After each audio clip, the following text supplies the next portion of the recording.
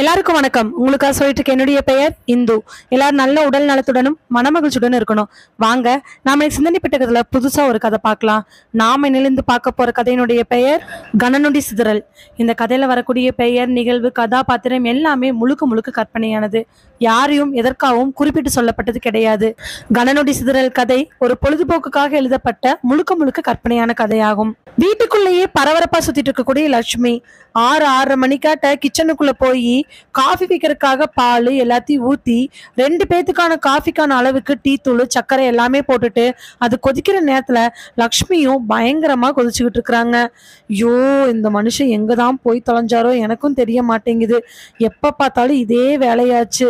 வரதுக்கு எவ்வளோ நேரம் ஆகுது, நானும் எவ்வளோ நேரமா ஃபோன் பண்ணிட்டு இருக்கேன் அப்படின்னு சொல்ல கரெக்டா வேலைக்கார பொண்ணு அப்பதான் வராங்க. மா, நான் போயிட்டு வரட்டுமா? ஏய் இந்தாடி, நான் உன்னே ஒன்று சொல்லட்டுமா? சொல்லுங்கம்மா. ஐயா இன்னும் காணாண்டி, போய் என்னன்னு பாட்டு வாவே அப்படின்னு சொன்னோனிமே அந்த வேலைக்கார பொண்ணு மணியை பார்க்க, மா மணி 6:30 ஆகுது. ஏன் உங்க ஐயா 6:30 மணிக்கு முன்னாடி வீட்டில் இருப்பாரு, உனக்கு தெரியுமா தெரியாதா? தெரியுமா, என்னைக்காவது ஒரு நாள் லேட் ஆகல. ஏய் இல்லப்ல செல்வி, போயேன் ஒரு 8 போய் ஐயா பாட்டு வாயேன் அப்படின்னு சொல்ல வேற வழி இல்லாம கிளம்புன செல்வி தன்னோட பைய வச்சுட்டு வெளியில போறா. அவ வர்றதுக்கே மணி 7:15 ஆயிடுது. மா, நான் முச்சூடு தேடி பார்த்துட்டேன், ஐயா எங்கேயுமே இல்லை. ஐயா இனிமேல் என்னால் தேட முடியல, பையன் டியூஷன்ல இருந்து வந்துருவாம்மா. சரிடி போ. செல்விக்கு ஏதோ அவளுடைய பர்சனல் ஒர்க்கு. வீட்டு வேலைக்கு வந்தவ சாயங்காலம் 6:30 மணி ஆனா டக்குன்னு கிளம்பி போயிடுவா. டீ குடிச்சிட்டு போ செல்வி அப்படின்னு சொன்னா கூட இல்லம்மா நான் போகணும், பையன் டியூஷன்ல இருந்து வந்துருவான்ட்டு போயிடுவா. பையன் டியூஷன்ல இருந்து 8 மணிக்கு வந்தாலும் போய் சமையல் பண்ணணும் அப்படிங்கறக்காக அவ வேலையை பார்க்க போயிடுவா. இன்னைக்குதான் ஏதோ லக்ஷ்மியோட பரவரவுக்கு அவ்வளோ அடிமையாயிட்டா. அதுக்கப்புறம் அங்கேயும் இங்கேயும் ஓட, டீயை சூடு பண்ண வைக்க, குடிக்கலாமா வேண்டாமான்னு யோசிக்க ஒரே படபடப்பா இருக்கு.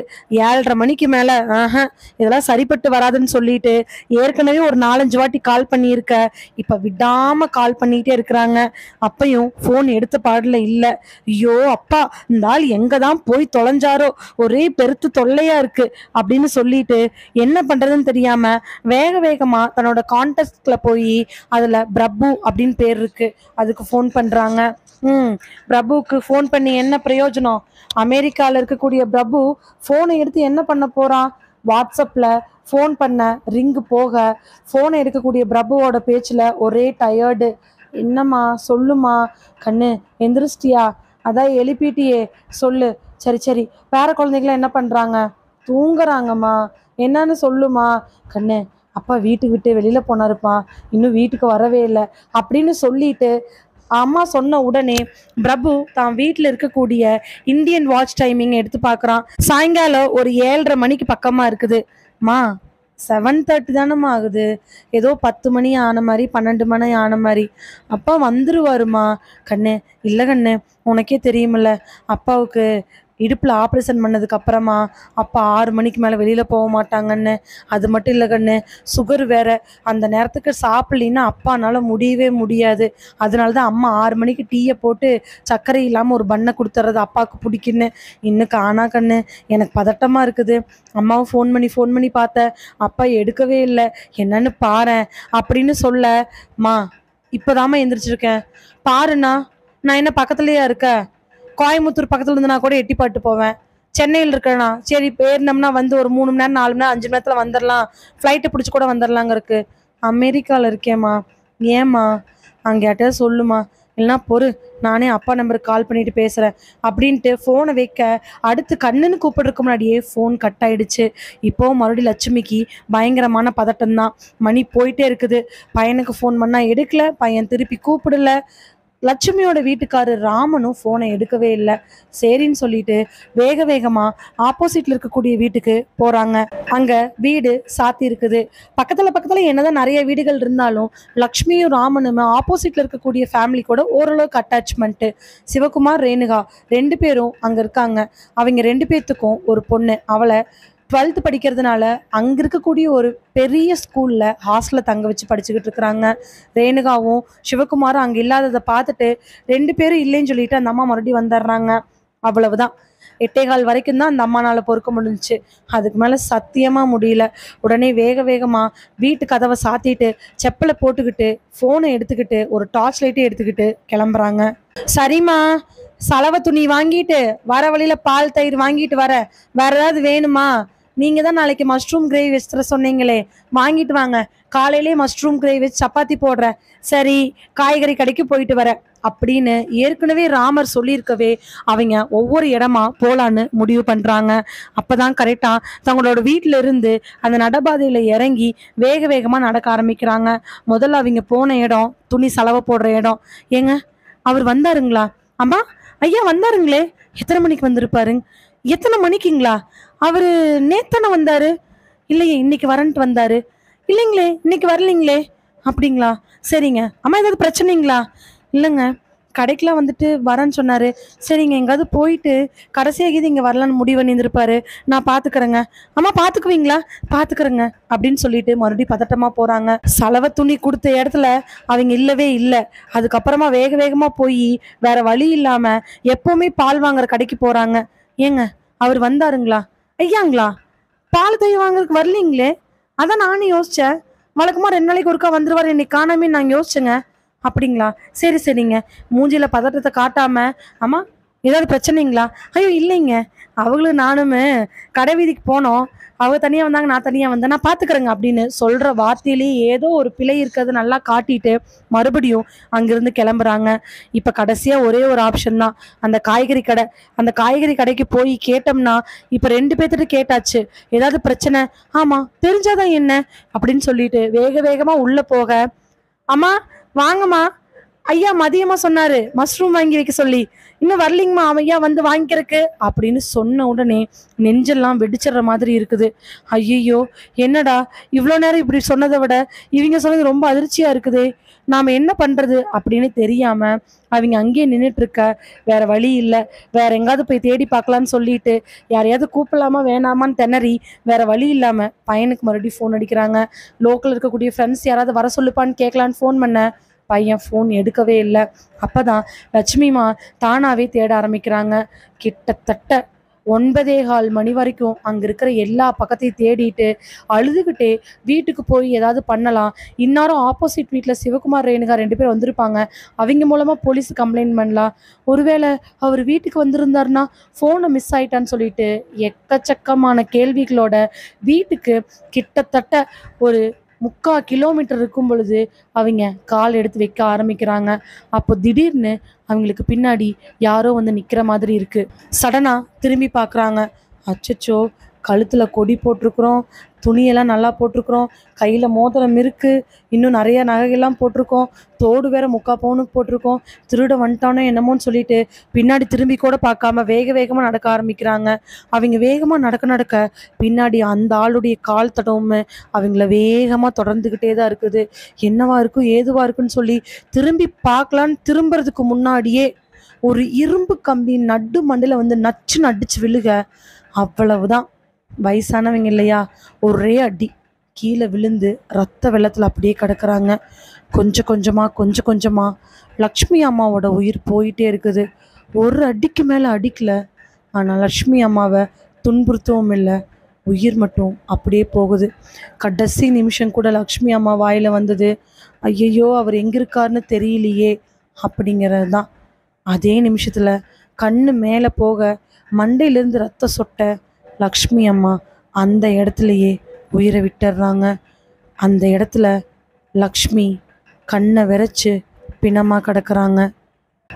கரெக்டா அந்த டீ கடை பையன் ஒரு 4 டீயை எடுத்துக்கிட்டு அந்த ஜீப் பக்கமா போறான். ஜீப் பக்கமா போய் டீயை நீட்ட இன்ஸ்பெக்டர் கிரிச்சந்திரன் ஒரு டீயை எடுக்க, எஸ்ஐ ராகவ் ஒரு டீ எடுக்க, பக்கத்துல இருக்கக்கூடிய கான்ஸ்டபிள் 2 பேர் டீயை எடுக்கிறாங்க.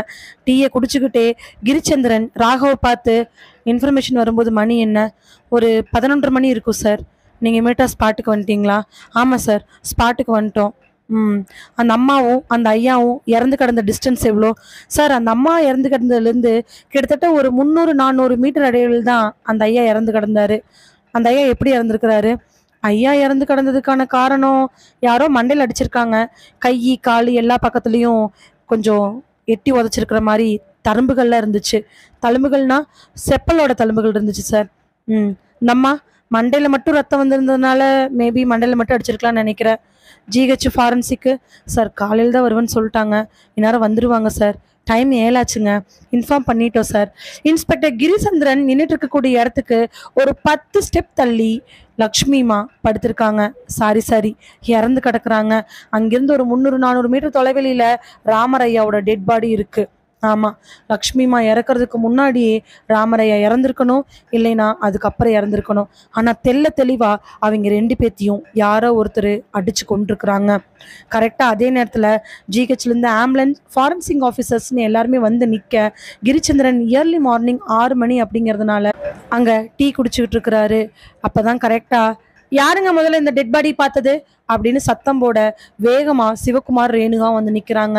சிவகுமார் கண்கள்லையும் கண்ணீர், ரேணுகாவோட கண்கள்லையும் கண்ணீர். நீங்கள் 2 பேரும் ஆப்போசிட் வீடுங்க. என் பேர் சிவகுமார், என் ஒய்ஃப் ரேணுகா, பிரியா பொண்ணு ஒருத்தி இருக்கா 12th ஸ்டாண்டர்ட்னு சொல்லி அந்த பிரபல ஸ்கூலோட பேர் சொல்ல, நீங்கள் என்ன பண்ணுறீங்க? இங்கே இருக்கக்கூடிய பேங்க்கில் அசிஸ்டன்ட் மேனேஜராக இருக்க. ஒய்ஃபு வீட்டில் தான் இருக்காங்க சார். சும்மா இந்த யூடியூப்பில் வீடியோ போட, அப்புறம் இந்த குக்கிங் சேனல் வச்சுக்கிட்டு ஒன்று நடத்திட்டு இருக்காங்க சார். வீட்லேயே மசாலாலாம் அரைச்சி கொடுப்பாங்க. பாட்டி கூட அதுக்கு ஹெல்ப் பண்ணிட்டு இருந்தாங்க. எப்போ 2 பேர் இறந்து போனது தெரிஞ்சிச்சு சார்? அது வந்து எங்களுக்கும் அவங்களுக்கும் நல்ல ஒரு ரிலேஷன்ஷிப் சார். எதுனாலும் அவங்க எங்கள் வீட்டுக்கு வருவாங்க, நாங்கள் அவங்க வீட்டுக்கு போவோம் சார். அது மட்டும் இல்லை, டெய்லி தவறாமல் பாட்டி எங்கள் வீட்டுக்கு வந்து உட்காந்து தாத்தாவோட பேசிட்டு தான் போவாங்க. நேற்று நானும் இவளும் கொஞ்சம் வெளியில் போகணுன்னு முடிவு பண்ணியிருந்தோம். நான் வர்றது கொஞ்சம் லேட் ஆகிடுச்சு. அதுக்கு ஒரு 1 ஹவருக்கு முன்னாடி தான் வந்திருப்பாளாட்டு இருக்குது. பாட்டி வீட்டில் போய் எட்டி பார்த்துருக்கா. பாட்டி வீடு சாத்தி இருந்திருக்குது. திரும்ப வந்துட்டு பாட்டிக்கு ஃபோன் பண்ணி பார்த்துருக்கா. பட் பாட்டியோட ஃபோன் எடுக்கவே இல்லை. மறுபடியும் தாத்தாவுக்கு ஃபோன் பண்ணி பார்த்துருக்கா.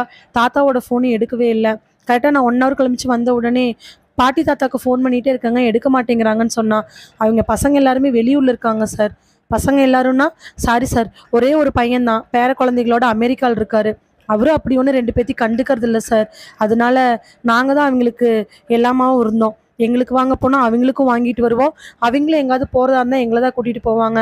அதனால தான் சார் நான் வந்ததுக்கப்புறமா பாட்டி வீட்டில் போய் கதவை தட்டி பார்த்தோம். வெளியில் லாக் பண்ணியிருக்கிறது அப்போ தான் தெரிஞ்சிச்சு. உடனே நாங்கள் பாட்டி தாத்தாவுக்கு மறுபடியும் ஃபோன் பண்ணணும். ஆல்ரெடி ஃபோன் பண்ணது எங்கிட்ட சொன்னா அப்படின்னு சொல்லிட்டு ஒய்ஃபோட ஃபோனை காட்ட, ஆமாம் நைட்டு ஒரு 8:30-9 மணிக்கு மேலே ரேணுகா ஃபோன் பண்ணிக்கிட்டே இருந்திருக்காங்க. ஆனால் ஃபோன் எடுக்கவே இல்லை. அப்புறம் நான் மறுபடியும் பண்ணி பார்த்தேன் சார்னு சிவகுமாரோட ஃபோனை கொடுக்க, சிவகுமாரோட ஃபோன்லேயுமே ரிங் போயிட்டு இருந்திருக்குன்னு எல்லாமே காமிச்சிருக்கிறாங்க. அப்புறம் தான் சார் தேட ஆரம்பித்தோம். அப்போ தான் கடையில் இருக்கிறவங்களாம் சொன்னாங்க, பாட்டி தாத்தாவை தேடி வந்ததில்ல, இது என்ன ஒரு மாதிரி இருக்கேன்னு சொல்லிட்டு சீக்கிரமாக தேடி பார்க்க வீட்டுக்கு பின்னாடி பாட்டி கிடந்தாங்க சார். அதிர்ந்து போய் ஒரு மாதிரி பயமாகி போலீஸ்க்கு இன்ஃபார்ம் பண்ணலான்னு முடிவு பண்ணுறக்கே ஒரு 1/2 மணி நேரம் ஆயிடுச்சு சார். அப்படி இன்ஃபார்ம் பண்ணதுக்கு அப்புறமா தாத்தாவை தேட ஆரம்பித்தோம் சார். இந்த பதட்டத்தில் என்ன பண்ணுறதுன்னு தெரியாமல் போலீஸ்க்கு இன்ஃபார்ம் பண்ணிட்டு தாத்தா தேட ஆரம்பித்தப்போ தான் அதுக்கு கொஞ்சம் தூரம் தள்ளி தாத்தா பிணமாக கிடந்தாரு சார். எங்களால் அதை தாங்கிக்கவே முடியலன்னு சொல்லிட்டு சிவகுமார் ரேணுகாவும் மாற்றி அழுகுறாங்க. ஆனால் இந்த கண்ணீர் உண்மையான கண்ணீர் தான் அப்படின்னு கிரிக்கு நல்லாவே புரிஞ்சிச்சு. எத்தனையோ கேஸை பார்த்தவருக்கு இந்த கேஸ் அப்படி ஒன்றும் விசித்திரமாக தெரியவே இல்லை. இருந்தாலும் தாத்தா பாட்டியை கொள்கிற அளவுக்கு மேபி வீடு நகை ஏதாவது காணாமல் போயிருந்தா கூட சொல்லலாம். அது எதுவும் காணாமல் போன மாதிரி தெரில அப்படிங்க. டீயை குடிச்சிட்டு டம்ளரை கீழே வச்சுட்டு திரும்பி ராகவை பார்த்து, ராகவ் சார், பாட்டி தாத்தாவோட வீட்டை ஃபுல்லாக சோதனை பண்ணுங்க. நகை பணம் ஏதாவது பத்திரம் ஏதாவது பொருள் காணாமல் போயிருக்கா அப்படின்னு கேளுங்க. அண்டு அவங்க பையனுக்கு ஃபோன் பண்ணி இமிடியேட்டாக வர சொல்லுங்கள். இந்த கேஸ் நடக்கிறதுனால அவங்க இங்கே தான் இருந்தாகணும். ஓகே சார் பண்ணிடுறேன் அப்படின்னு சொல்ல, ஃபாரன்சிக்லேருந்து வந்தவங்க எல்லா விதமான சர்ச்சையும் ஆரம்பிக்கிறாங்க. சிவகுமார் ரேணுகா பார்த்து, நீங்கள் 2 பேரும் சார் நாங்கள் எக்கர்ந்து கொண்டு எங்கேயும் போக மாட்டோம் சார். பாட்டி தாத்தாவை கொன்னது யாருன்னு தெரியாமல் நாங்கள் இந்த இதுலேருந்து விலக மாட்டோம். அவங்க பசங்களுக்கு இருக்கிறத விட எங்களுக்கு அதில் அக்கறை இருக்குது சார்ன்னு சொல்லிட்டு மறுபடியும் 2 பேர் அழுக ஆரம்பிக்கிறாங்க. 2 பேர்த்தையும் பார்த்துட்டு மெல்ல அங்கிருந்து சிவகுமார் சொன்ன விஷயங்களை எல்லாம் நோட் பண்ண சொல்லிட்டு அவர் அந்த பக்கமாக வராரு. 1 மணி நேரத்துக்கு பக்கமாக ஃபாரன்சிக் ஆஃபீஸர்ஸும் ஜிஹெச்லேருந்து வந்தவங்களும் செக் பண்ண ஆரம்பிக்கிறாங்க.